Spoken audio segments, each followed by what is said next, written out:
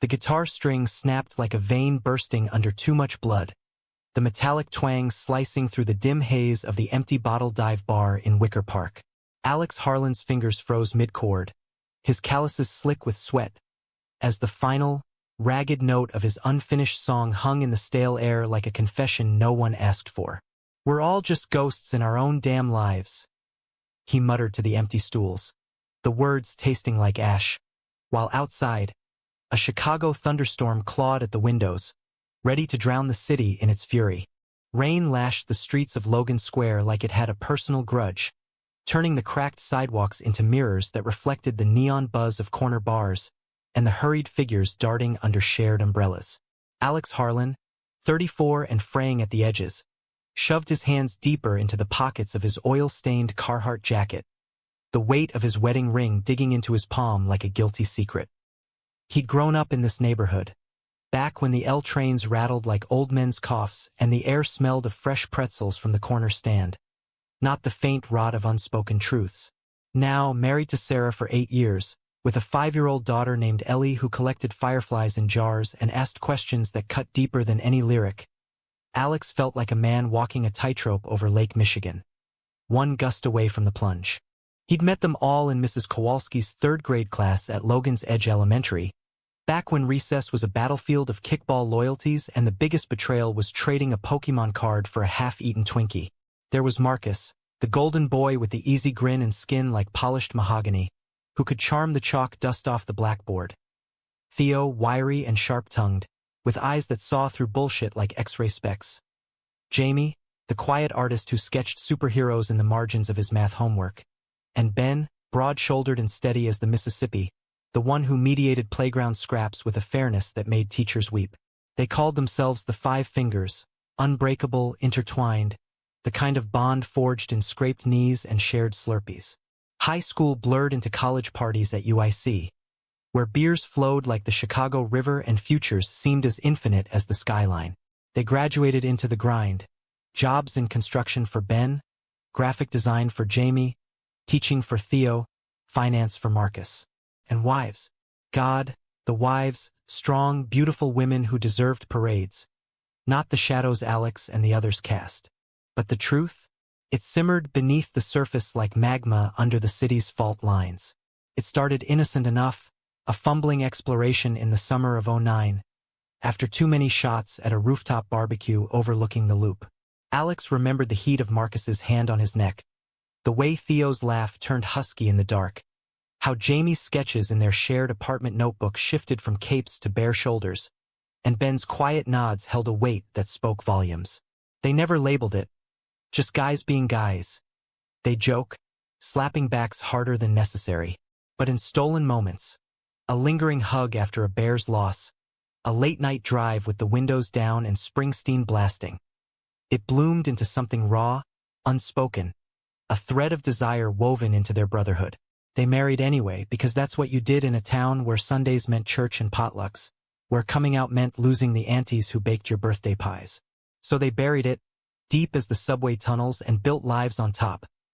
Barbecues in backyards with picket fences, little league games where dads cheered louder than anyone, and Friday nights at the same corner tavern, toasting to the good fight without ever naming the war.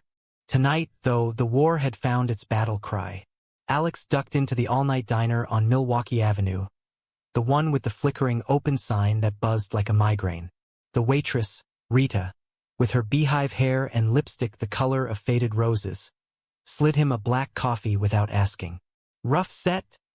she drawled, her voice gravel from years of smoking Camels behind the dumpsters. "You could say that." Alex stared into the mug, steam curling like ghosts. The song, that goddamn song, had clawed its way out of him during soundcheck, words spilling like blood from a fresh cut. Brothers in the Shadows, he called it. A ballad about men who loved in whispers, chained by rings that weren't theirs. He'd played it raw. No band, just his acoustic against the bar's peeling wallpaper. A handful of regulars clapped politely, but one guy in the back, nursing a PBR, had locked eyes with him. Recognition? Pity?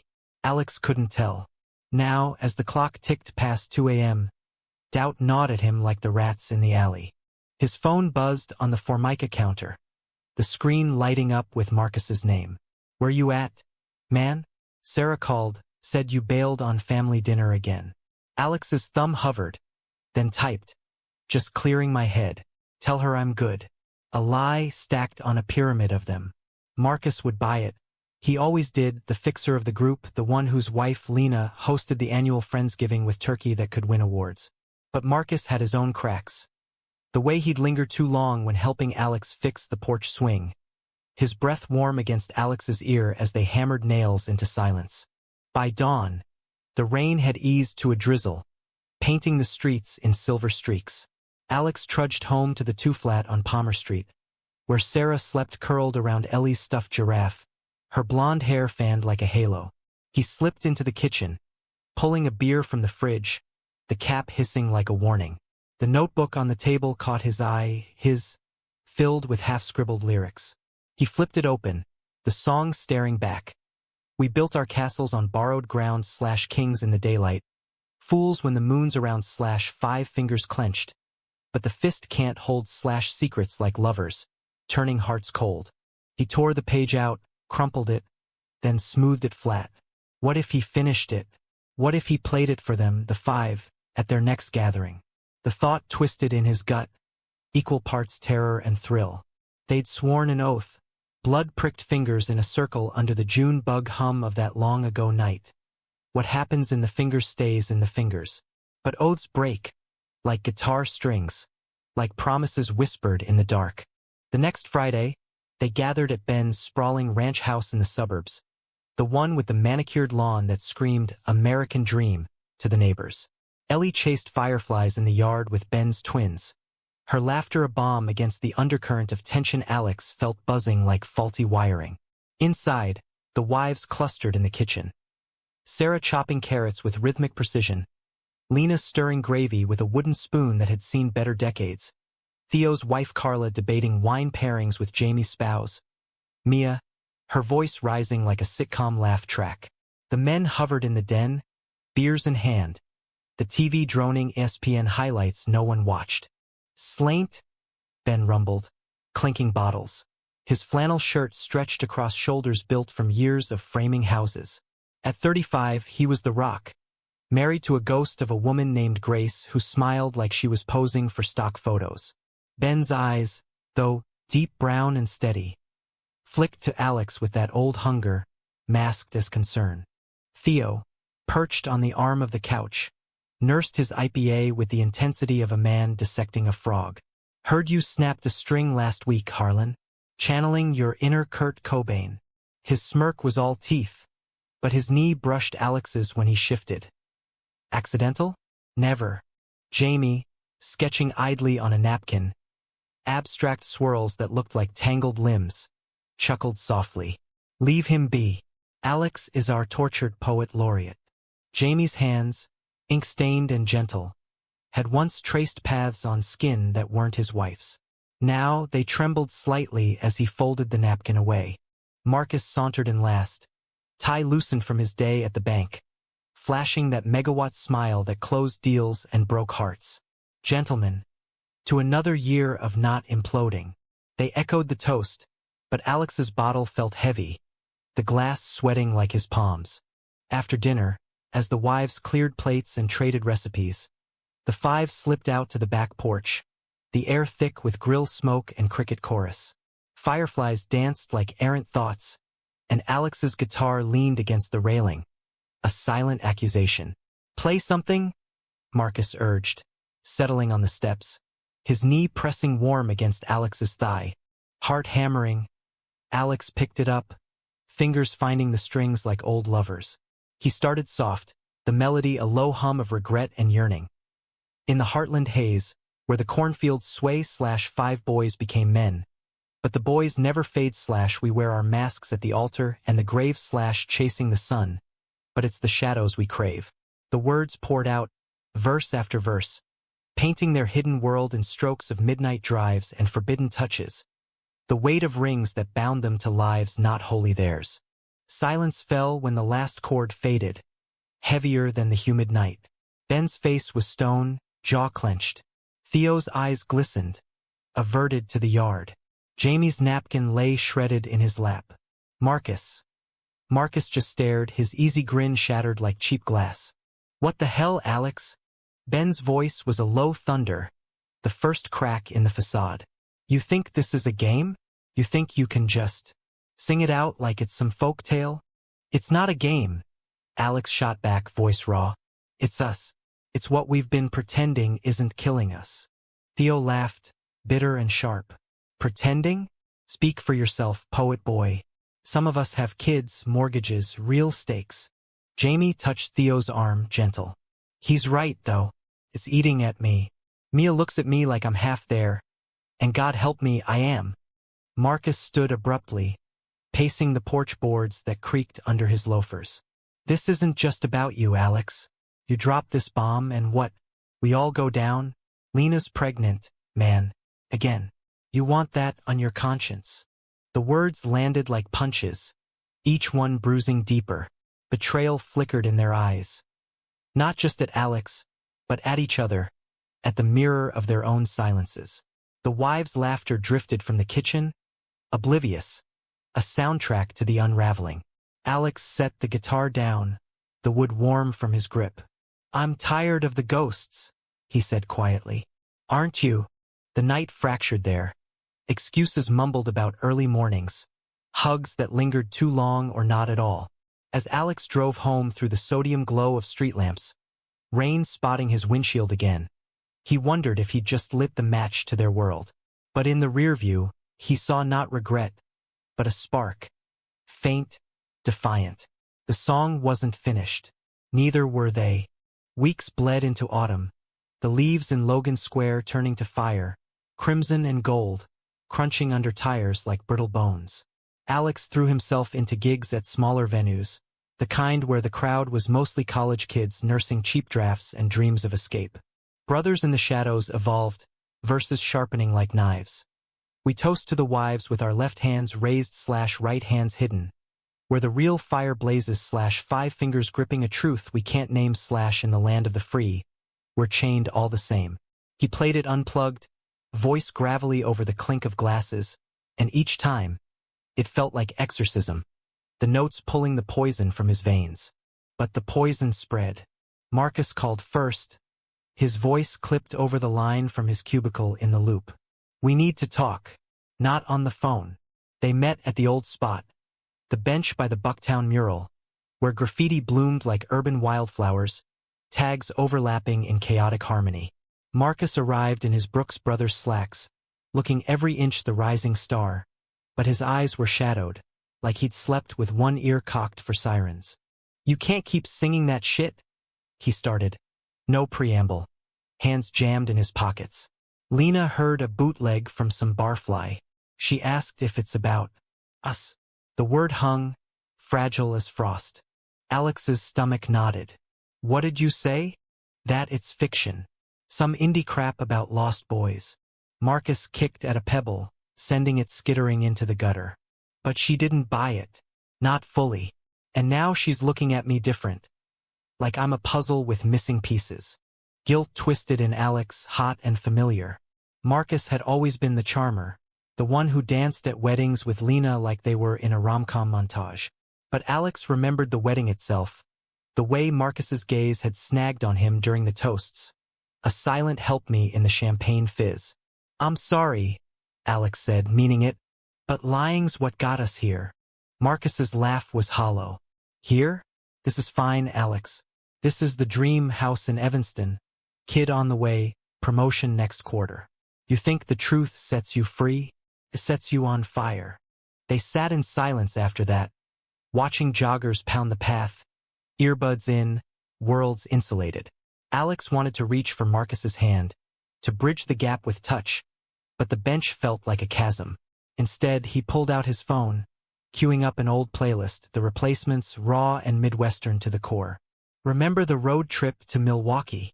Bastards of Young blasting, windows down. Marcus's shoulders eased a fraction. Yeah, pulled over at that quarry, swam naked under the stars. Thought we were invincible.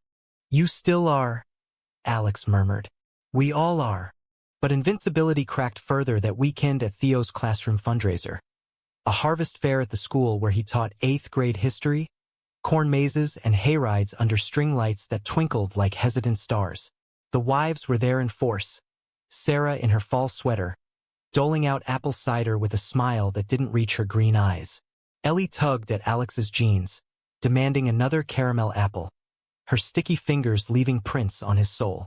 Theo cornered him by the dunk tank, where Ben was heckling volunteers with his booming laugh. "Jamie's spiraling," Theo said, voice low under the midway barkers.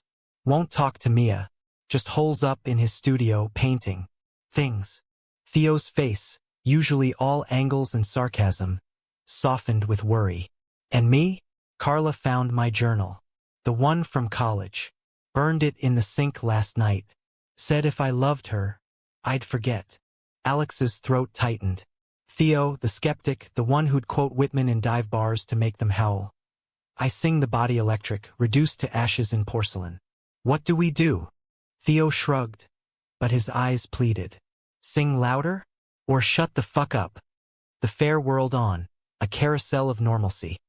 Kids shrieking on the Ferris wheel, the scent of funnel cakes greasing the air. Jamie appeared late, disheveled, his portfolio under one arm like a shield.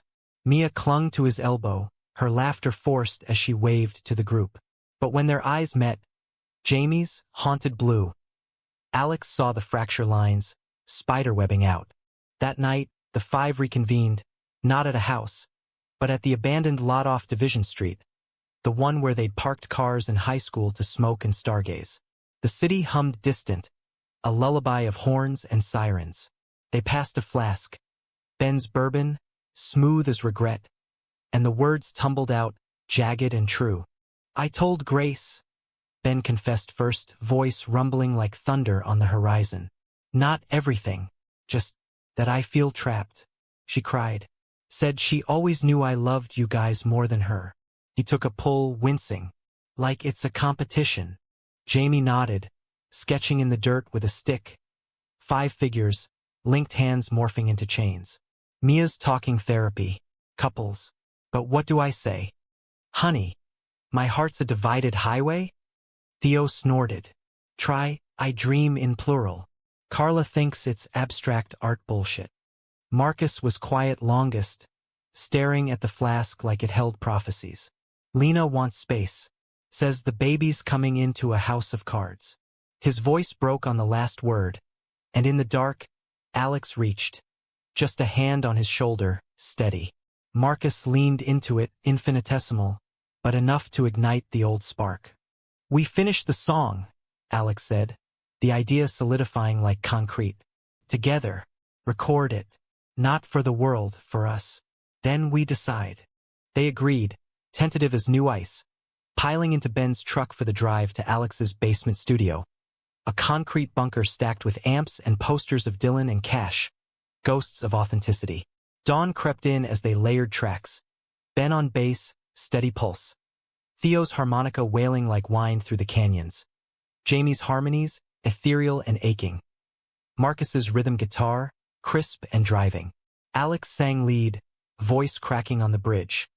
"One day the fingers will uncurl / let the truth unfurl / no more hiding in the whirl / of what we were, what we are, what will be free." By sunrise, the demo burned on a USB drive, raw and real. They hugged goodbye in the driveway, the kind of embraces that said "I see you," rain-slicked and desperate. Alex watched them drive off, taillights fading into the mist, and for the first time in years, he breathed easy. But ease is a lie the Midwest tells itself. 2 days later, betrayal slithered in like fog off the lake. Alex's phone rang at 3 a.m. Sarah, sobbing. "What is this? Some fan sent it to my work email. Your song.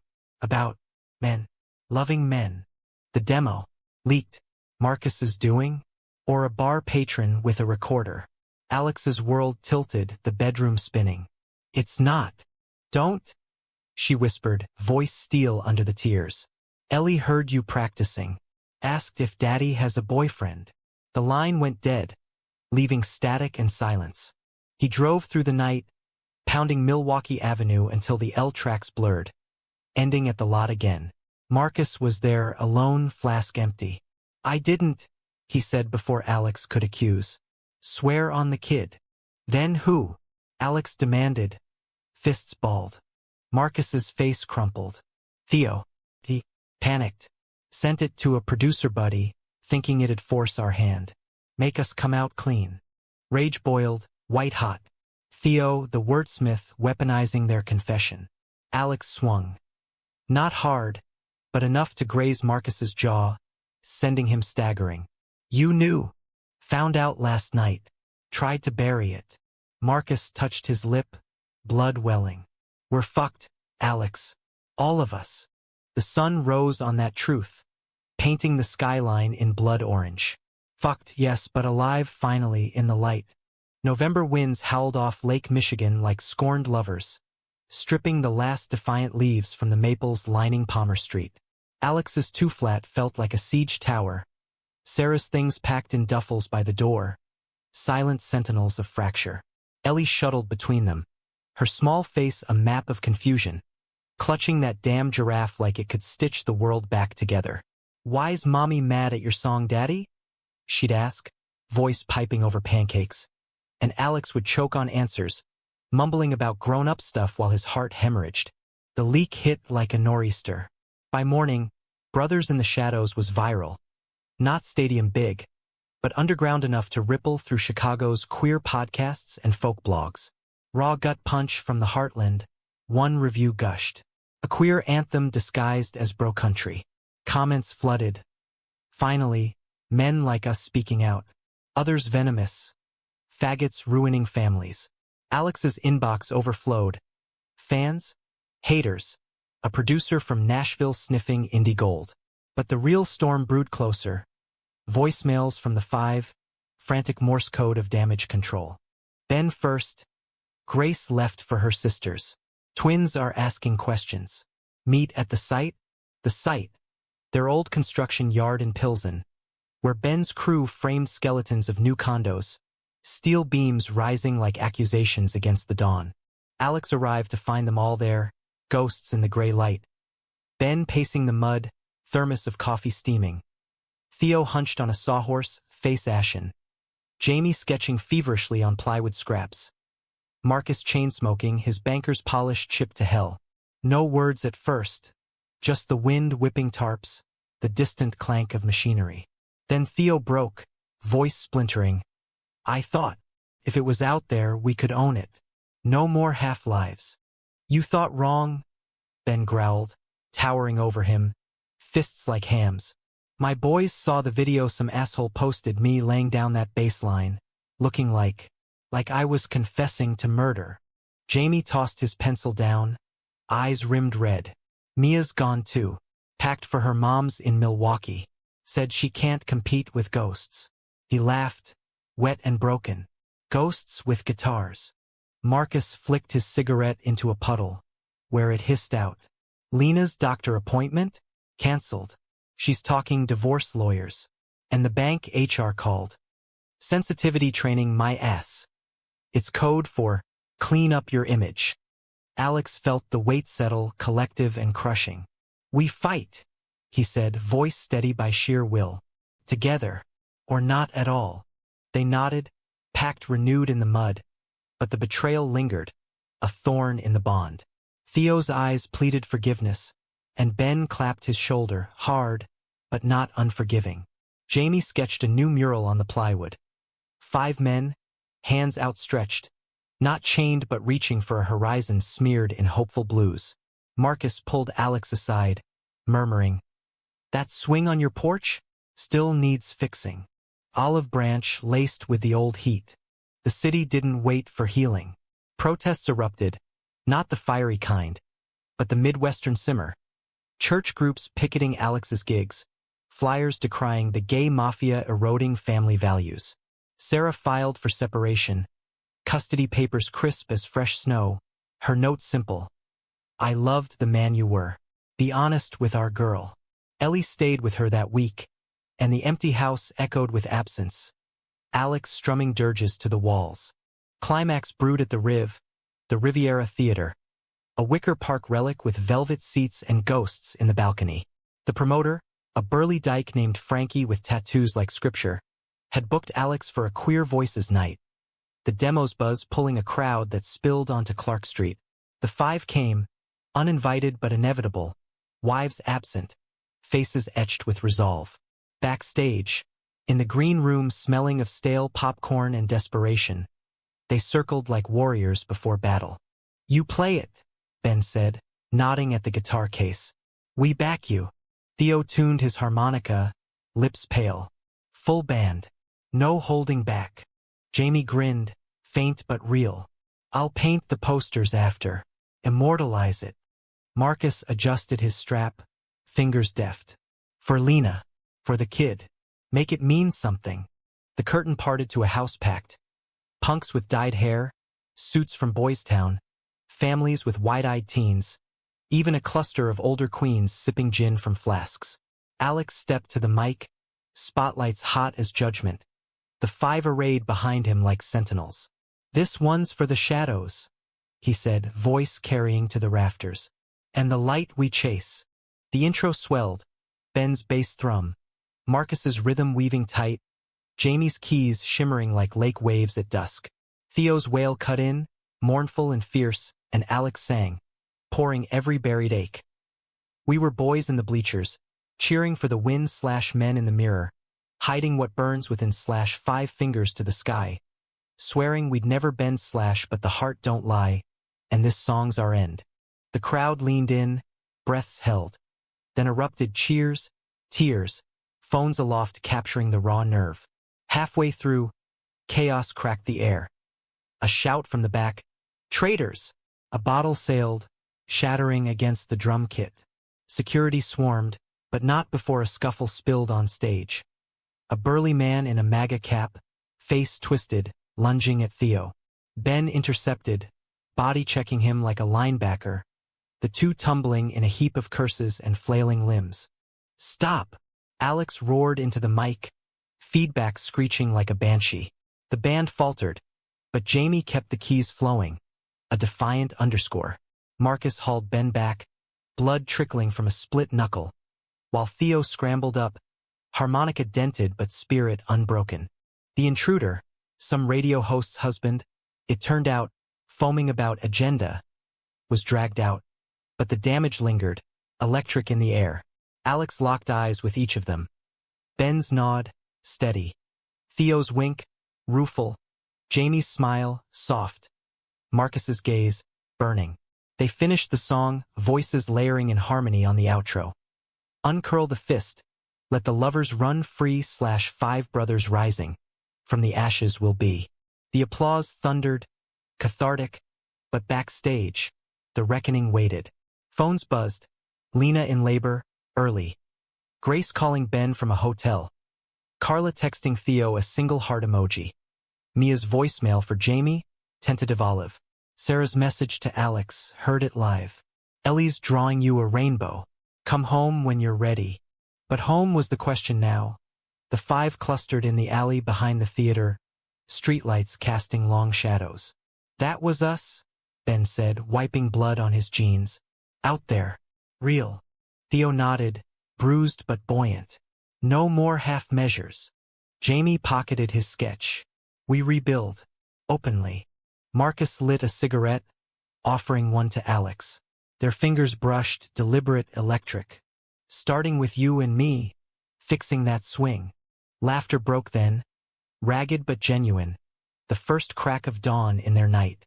Betrayal had scarred, conflict had clawed, but in the crucible, something purer forged.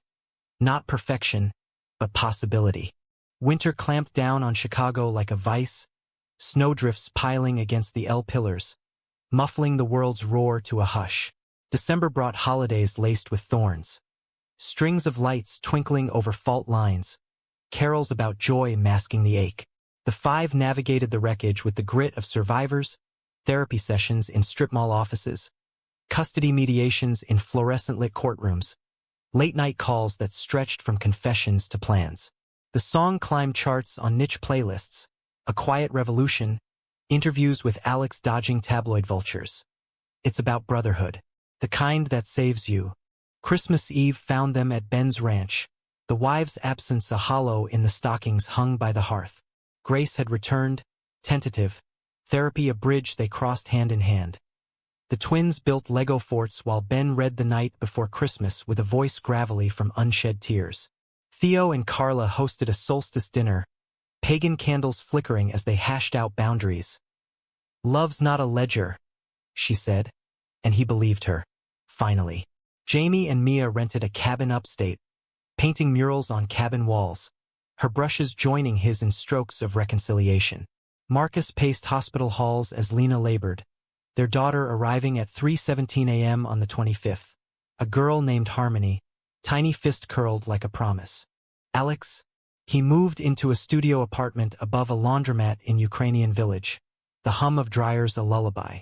Ellie visited weekends, her questions evolving. "Daddy? Can friends be like princes in stories?" Sarah watched from the doorway, her gaze softer now, layers peeling to reveal not anger, but hurt healing into understanding. "We're figuring it out," she'd say, and Alex nodded, grateful for the grace. New Year's dawned crisp, the five reconvening not in shadows, but sunlight. A bonfire at the Pilsen yard. Construction paused for the holiday. They burned the old notebook pages, lyrics curling to smoke, releasing the ghosts. Beers cracked, stories swapped. That time Marcus streaked the UIC quad, or Jamie's ill-fated tattoo of a finger gun that read "bang" in cursive. Laughter rang true, unforced, the bond reforged not in secrecy, but strength. But the humanistic core, the quiet revelation, came in spring as Lake Michigan thawed to sapphire. Alex finished the album, fingers unfurled, tracks co-written with the group. Ben's ode to fatherhood's fierce love, Theo's rant against the closet's chokehold, Jamie's instrumental swirl of renewal, Marcus's duet with Alex on a hidden track, two hands, voices twining like vines, romantic without apology. They released it independently, touring dive bars from Milwaukee to Minneapolis, crowds growing. Men like them stepping from hiding, women allies raising fists. The betrayal scar faded to silver. Theo's leak, born of fear, now mythologized as the spark. "You forced the fire," Ben told him one night over whiskey, clinking glasses. "And we warmed our hands by it." Climax's echo lingered in quieter conflicts. A custody hearing where Sarah advocated for shared parenting, her testimony laced with dignity. "He's a good father, flawed as we all are." A board meeting where Marcus came out, not with fanfare, but fact. "This is me. Take it or leave." They took it, promoting him anyway. Jamie's gallery show in the West Loop. Abstracts sold to collectors who whispered, "This captures the ache." For Alex, romance bloomed tentative with Marcus. Porch swings fixed under magnolia blooms, hands linking openly on walks by the river. No grand gestures, just the American poetry of two men, post-30, choosing each other amid the everyday. Coffee runs, Ellie's school plays, Lena's barbecues where Harmony gurgled at uncles who doted without disguise. The ending wasn't fairy tale tidy. No sweeping redemption arc, just the humanistic grind. Therapy relapses, societal side-eyes in grocery aisles, the endless work of authenticity. But on a July evening, 4th of all days, the five gathered on that rooftop in Wicker Park, city fireworks blooming like revelations against the dusk. Ellie chased sparks with the twins, Sarah and Grace sharing wine on a blanket, Carla and Mia debating politics with Lena, Harmony asleep in a sling. Alex strummed soft, the group joining in a cappella. We rose from the rust, hearts open wide / five brothers eternal, no more need to hide. Voices blended, imperfect but full, the skyline a testament. Jagged, enduring, lit from within. In the afterglow, Marcus leaned close, breath warm. "Worth the storm." Alex smiled, kissing him slow under the stars. Public, unhurried. Every drop, the truth, once hidden, now hummed in their veins, a song without end. In the heartland's vast canvas, they painted their lives bold, not flawless, but free. and in that freedom they found home.